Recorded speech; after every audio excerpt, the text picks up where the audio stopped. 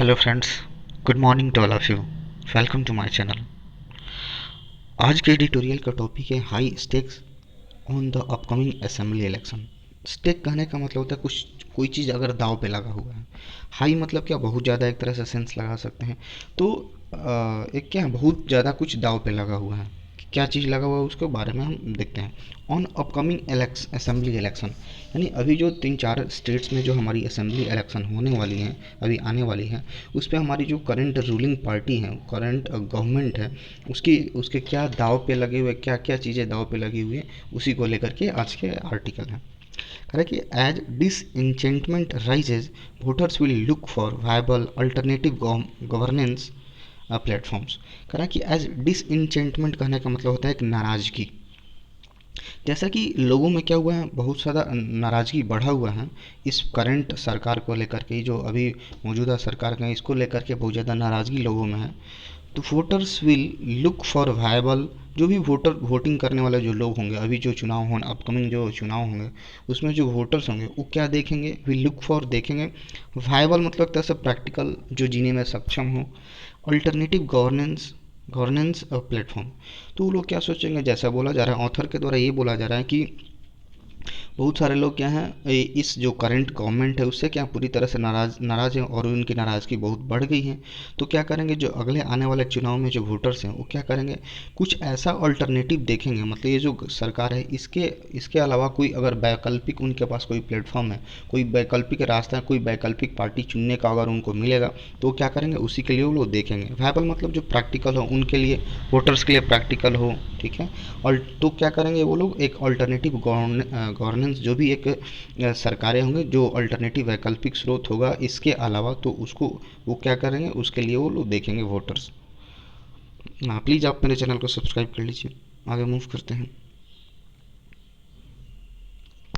करें कि assembly elections in Assam, West Bengal, Tamil Nadu, Kerala and union territory of Puducherry will be taking place in change circumstances. करें कि जो असेंबली इलेक्शन होने वाले हैं, किस किस स्टेट, असम में, वेस्ट बंगाल में, तमिलनाडु में, केरला में, और यूनियन टेरिटरी का है जो केंद्र शासित प्रदेश हमारा है पुदुचेरी, वहाँ पे भी इलेक्शन होने वाले हैं। तो विल बी टेकिंग प्लेस मतलब हो रहे होंगे, will be taking place future की बात कर रहे हैं, तो विल बी टेकिंग प्लेस मतलब हो रहे होंगे इन चेंज सर्कमस्टांसेज, एक परिवर्तित रूप में, परिवर्तित परिस्थिति में। तो ये जो इन जो स्टेट हैं, 4 स्टेट्स और एक यूनियन टेरिटरी केंद्र शासित प्रदेश पुदुचेरी, इसमें जो असेंबली इलेक्शन हो रहे होंगे वो क्या होंगे, एक बहुत ही डिफरेंट लेवल पर, बहुत ही परिवर्तित रूप में हो रहे होंगे। Polls will begin on March 27 with the result on May 2। कह रहे कि जो पोल्स यहाँ पे मतलब क्या, चुनाव इलेक्शन कब से शुरू हो जाएगा, 27 मार्च से शुरू होगा, और उसके नतीजे कब आ जाएंगे, उसके रिजल्ट कब आ जाएंगे, 2 मई को आ जाएंगे। कह रहे कि politics in this region is not the same as it was 5 years ago। कह रहे कि ये जो पॉलिटिक्स है, जो राजनीति होगा, वो इस मतलब इन क्षेत्रों में, इन राज्यों में जो पॉलिटिक्स होगा, राजनीति होगा, वो सेम नहीं होगा जैसा कि क्या था, 5 साल पहले था। ठीक है। जो पॉलिटिक्स होगा, अभी अभी के टाइम में जो इलेक्शन होगा, उस इस टाइम की जो राजनीति होगी, जिस तरह 5 साल पहले थी, वो अभी मतलब इस बार नहीं देखने को मिल सकती है, ऐसा ऑथर का पॉइंट ऑफ व्यू है। The BJP's unrelenting pursuit of influence here has unsettled conventional calculation in all these areas that are outside the core of the party's traditional catchment area. कह रहे हैं कि बीजेपी अनरिलेंटिंग, अनरिलेंटिंग मतलब बिना थके हुए लगातार कोशिश करना, परस्यूट मतलब किसी चीज़ को फॉलो करना, किसी के पीछे भागना, ऑफ इन्फ्लुएंस, यानी ये जो बीजेपी क्या करें इन राज्यों में बिना थके हुए, मतलब बहुत ही लगातार कोशिश कर रही है क्या, अपना इन्फ्लुएंस, अपना प्रभाव बनाने के लिए, जो कि क्या है, हैज़ अनसेटल्ड।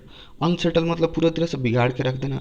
कन्वेंशनल कैलकुलेशन, जो कि एक पारंपरिक जो पहले से चला आ रहा है एक तरह से calculation, in this area that, मतलब ये बोला कि जो बीजेपी का जो एक इन्फ्लुएंस बनाने के लिए बहुत ही कोशिश किया जा रहा है इन सारे एरिया में, तो क्या क्या है, जो कन्वेंशनल कैलकुलेशन है जो पहले से चलता है, उसको क्या कर दिया बीजेपी, पूरी तरह से बिगाड़ के रख दिया, अनसेटल कर दिया है इन एरियाज में, that are outside the core of parties traditional catchment area. जो कि क्या, कैचमेंट एरिया कहने का मतलब जो पकड़ क्षेत्र, मतलब जिस जिस एरिया में बीजेपी का एक पकड़ है, उसके लिए यहाँ पे यूज किया गया कैचमेंट एरिया। तो ये बोल रहा है कि ये जो 4 राज्य हैं, जो इन राज्यों में, इन क्षेत्रों में बीजेपी लगातार ये कोशिश कर रहा है कि अपना उसका प्रभाव जमे। तो ऐसा करने के वो मतलब इस सेंस में ऐसे करने में वो क्या कर दिए हैं कि जो भी कन्वेंशनल कैलकुलेशन था उसको पूरी तरह से इस एरिया में बीजेपी ने अनसेटल कर दिया, बिगाड़ के रख दिया है, जो कि क्या है, outside the core of parties traditional catchment area. यानी बीजेपी का जो एक पकड़ वाला जो क्षेत्र है, उसकी जो ट्रेडिशनल जो बहुत पहले से चली आ रही है कि हाँ इस राज्य में बीजेपी का दबदबा है, उसके बाहर ये आता है। कोर मतलब क्या, मुख्य, आउटसाइड मतलब इन लोगों का जो ट्रेडिशनल कैचमेंट एरिया जो बहुत दिन से इन लोगों की पकड़ है, उसके बाहर ये सारे क्षेत्र आते हैं। और वहाँ पे ये लोग क्या बहुत बहुत ही अपना प्रभाव जमाने के लिए ये कोशिश कर रहे हैं, जो कि क्या पूरी तरह से इन लोगों ने बिगाड़ कर रख दिया है। In 2016, of the 824 seats in the fray, the BJP had only 64, but it emerged as the ruling party in Assam। करा कि 2016 की बात करते हैं, उसमें से क्या हुआ था, 884 सीट में से इन्होंने क्या बस 64 सीट ही जीता था। फ्रे कहने का मतलब चुनावी मैदान बोल सकते हैं। तो 2016 की बात करें तो टोटल 824 सीट्स में से बीजेपी ने कितना, केवल 64 ही जीता था। बट लेकिन इट इमर्ज मतलब उभर के सामने आना as a ruling party in Assam. भले ही ये 824 में से 64 सीट लाया था, लेकिन असम की खास करके बात करें तो उसमें एक रूलिंग पार्टी की तरह सामने उभर के आया था। It hopes to retain power in Assam and win West Bengal. कहा कि ये बीजेपी है, आशा करती है कि क्या वो अपने आसाम में जो अभी उसकी पार्टी है, उसकी सरकार है, उसको बरकरार रखे। रिटेन मतलब बरकरार रखना पावर। जो आसाम में उनकी पार्टी है वो चाहेगी कि क्या बरकरार रहे, और एंड विन वेस्ट बंगाल, और ये चाहेगी कि वेस्ट बंगाल में जो पश्चिम बंगाल उसमें जीत हासिल करें। बिसाइड्स मतलब होता के अलावा, expanding its influence in Tamil Nadu and Kerala. और इसके अलावा ये क्या करना चाहेगी, एक्सपेंडिंग इट्स इन्फ्लुएंस मतलब ये चाहेगी कि मेरा जो प्रभाव है एक्सपेंडिंग हो, बढ़े। कहाँ पे बढ़े, तमिलनाडु और केरला में। ठीक है, इसको ब्रीफली एक बार फिर से पढ़ लेते हैं। असेंबली जो इलेक्शन होगा ये 4 स्टेट्स में और एक पुदुचेरी यूनियन टेरिटरी में, वो शुरू मतलब क्या होगा, हो रहा होगा क्या, एक बहुत ही डिफरेंट वे में, बहुत ही चेंज तरीका से हो रहा होगा, यानी सिचुएशन कुछ अलग होगा। चुनाव कब से शुरू हो जाएंगे, 27 से शुरू हो जाएंगे, उसके रिजल्ट्स 2 मई को आ जाएंगे। ठीक है, इन राज्यों में जो पॉलिटिक्स है, क्या पहले जो 5 साल पहले जो जिस तरह का एक दबदबा था बीजेपी का, चाहे जो भी जो करंट रूलिंग पार्टी है, तो उस तरह का अभी सिनेरियो नहीं होगा जैसा कि 5 साल पहले था। बीजेपी इन राज्यों में क्या लगातार कोशिश कर रही है अपना प्रभाव जमाने के लिए, और उस चक्कर में इन्होंने क्या कर दिया, जो भी कन्वेंशनल कैलकुलेशन है इस एरिया में उन्होंने पूरी तरह से बिगाड़ कर रख दिया है। जो कि क्या है, इन लोगों का जो एक ट्रेडिशनल कैचमेंट एरिया, जो जिन राज्यों में इन लोगों की बहुत ज़्यादा पकड़ थी, उसके बाहर ये सारे क्षेत्र आते हैं। हालांकि 2016 में 824 में से बीजेपी ने 64 सीट ही जीता था, लेकिन असम में क्या इन्होंने रूलिंग पार्टी की तरह उभर के सामने आया था। बीजेपी क्या करती है, आशा करती है कि वो असम में अपना पावर बरकरार रखे और वेस्ट बंगाल में फिर से जीत हासिल करे। इसके अलावा वो चाह रही है कि तमिलनाडु और केरला में भी अपना प्रभाव को ज़्यादा बढ़ाने की कोशिश करें। आगे मूव करते हैं। In 2016, the BJP had won only 3 seats in West Bengal, but its rise was dramatic in 2019 Lok Sabha election when it won 18 of the 42 seats and 14.6% of vote। करें कि 2016 की बात करें तो बीजेपी ने क्या किया, केवल 3 सीट जीती थी इन वेस्ट बंगाल में केवल 3 सीट बीजेपी ने जीत हासिल किया था। But rise was dramatic in 2019 Lok Sabha election. लेकिन अगर 2019 के लोकसभा इलेक्शन की बात करें तो उसमें क्या ड्रामेटिक होता ना, एक नाटकीय तौर से एक बहुत ही ज़बरदस्त एक उसमें उछाला है, बहुत ही ज़्यादा बढ़ोतरी हुआ सीटों की संख्या में, वेन जब इट ऑन 18 ऑफ 42 सीट। जबकि उसने क्या किया, लोकसभा 2019 वाला जो चुनाव था उसमें 42 सीट में से 18 सीट ये बीजेपी ने जीता। और क्या वोट, टोटल वोट्स का कितना सीट था, 40% लगभग यही सीट ये लोग ले लिए। तो ही बोला कि 2016 में भले ही जो चुनाव था उसमें बंगाल में केवल 3 सीट बीजेपी जीती थी, लेकिन 2019 के लोकसभा में ये देखा गया कि 42 में से 18 सीट ला करके एक बहुत ही ज़बरदस्त तरीक़ा से जीत हासिल की, उसमें ज़बरदस्त तरीक़ा से उसमें इजाफा हुआ।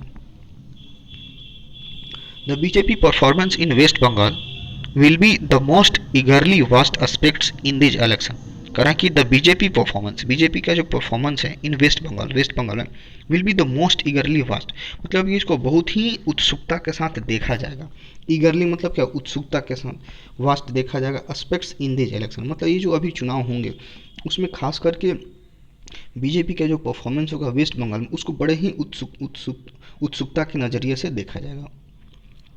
The significant strength of Muslim voter in West Bengal is often cited as a demographic barrier for the Hindu nationalist party। कह रहे हैं कि ये जो सिग्निफिकेंट है मतलब अच्छा खासा बहुत ही महत्वपूर्ण स्ट्रेंथ है, मतलब एक संख्या है मुस्लिम वोटर्स का वेस्ट बंगाल में। यानी वेस्ट बंगाल में क्या है, मुस्लिम वोटर की संख्या काफ़ी ज़्यादा है। इज ऑफन इसको अक्सर साइट इज ऑफन साइटेड मतलब क्या है, इसको अक्सर एग्जाम्पल के तौर पे देखा जाता है, अक्सर इसको हवाला दिया जाता है क्या, as a demographic barrier. Demographic मतलब जनसंख्या से related barrier for the Hindu nationalist party. यानी बीजेपी एक तरह से क्या हिंदू नेशनलिस्ट पार्टी की तरह है। तो ये बताया जा रहा है कि वेस्ट बंगाल में क्या है, मुस्लिम वोटर का स्ट्रेंथ काफ़ी ज़्यादा है, और अक्सर इसको क्या एग्जाम्पल दिया जाता है कि ये जनसंख्या की दृष्टि से क्या एक बैरियर है, किसके लिए, हिंदू नेशनल पार्टी के लिए, like BJP. But communal politics works best in area where minority is mobilized in significant proportion.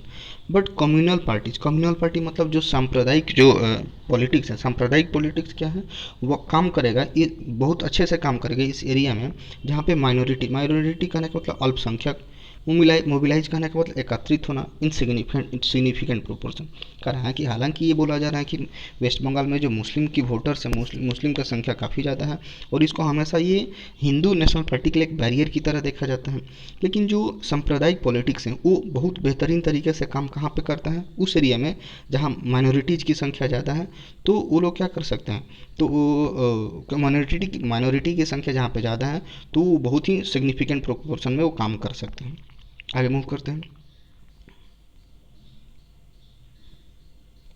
कह रहा है कि Assam and Kerala to have minority population that are formidable in election. कह रहा है कि आसाम की बात करें और केरला की बात करें तो वहाँ में भी क्या माइनॉरिटी पॉपुलेशन है, अल्पसंख्यकों की संख्या है अच्छा खासा, डेट आर फॉर्मिडेबल कहने का मतलब दुर्जय, जिसको जीतना आसान नहीं हो, बहुत ही ज़बरदस्त हो जो इन इलेक्शन। तो ये बोलना है कि आसाम और केरला में माइनॉरिटी पॉपुलेशन ज़्यादा है, पॉपुलेशन है, that are formidable in election, और इस इलेक्शन में देखा जाएगा कि क्या मतलब उनको जीतना आसान नहीं होगा। And there are plausible combination that could work to BJP advantage. Plausible मतलब कन्वेंसिबल, मतलब एक अच्छा खासा एक सटीक कारण कॉम्बिनेशन हो सकता है कि ये जो माइनॉरिटी पॉपुलेशन वाला जो कंसेप्ट है हो सकता है कि बीजेपी के कुछ फ़ायदा पहुंचा सके, एडवांटेज दे सके। In Assam, the BJP's twin agenda of the CAA and NRC is a double-edged sword, and their electoral potency will be on test। कह रहे हैं कि असम की बात करें तो बीजेपी का जो ट्विन मतलब एक दोहरा एजेंडा था किसके लेकर के, सीए और एनआरसी। असम में ये लागू हो गया था, सेंट्रल गवर्नमेंट ने सीए और एनआरसी लागू कर दिया था। तो इज ए डबल एज सोड, डबल एज कहने का मतलब दुधारी तलवार, सोड मतलब तलवार, मतलब एक ऐसा कुछ मतलब जो आपको फ़ायदा भी पहुंचा सके और नुकसान भी पहुंचा सके। तो वहीं बोला जा रहा है कि ये जो बीजेपी का जो ट्विन दोहरा एजेंडा था जो सीए और एनआरसी को लेकर के वहाँ पे लागू हो गया था, तो हो सकता है कि ये आपको चुनाव में फ़ायदा भी पहुंचा सकते हैं चाहे नुकसान भी पहुंचा सकते हैं। तो डबल एज सोड है। And the electrical potency will be on test. और इन लोगों के अब इसको चलते सी ए और एनआरसी जो लागू हुआ था, इसको चलते ये जो इनकी जो इलेक्ट्रोल पोटेंसी होगी, जो चुनावी एक तरह से कह सकते क्षमता होगी, वो उसकी जांच की मतलब इसी की जांच होगी इस चुनाव में। What will matter most is the level of disenchantment with the ruling party and alternative governance platform on offer. कर रहा है कि व्हाट विल मैटर मोस्ट, सबसे ज़्यादा मैटर करने वाली बात क्या होगी, इज़ द लेवल ऑफ डिसइंचेंटमेंट, यानी लोगों में कितनी हद तक नाराज़गी, किस लेवल तक नाराज़गी है, ये इस बात बहुत मैटर करेगी विद द रूलिंग पार्टी। यानी लोगों का रूलिंग पार्टी, अभी जो बीजेपी की सरकार है रूलिंग पार्टी है, इसके साथ लोगों की किस हद तक किस लेवल तक एक नाराज़गी है वो सबसे ज़्यादा मैटर करेगी। And the alternative governance platform on offer. और दूसरी बात ये भी मैटर करेगी कि इस करंट जो रूलिंग पार्टी इसके अलावा क्या वैकल्पिक प्लेटफॉर्म है, क्या वैकल्पिक स्रोत हो सकता है जो कि ऑफर पे है, एक तरह से सामने है, लोगों के सामने वो लोग ऑफर कर सकते हैं। तो यही बात, ठीक है, आगे मूव करते हैं। कह रहा है कि the under performance of the Congress in the DMK led alliance contributed to a consecutive victory for the AIADMK in 2016, a rarity in Tamil Nadu। कह रहे हैं कि तो अंडर परफॉर्मेंस करने का मतलब एक परफॉर्म जितना आप उम्मीद कर रहे हैं परफॉर्म करना उससे कम होना, मतलब अच्छा परफॉर्मेंस एक तरह से नहीं होना ऑफ कांग्रेस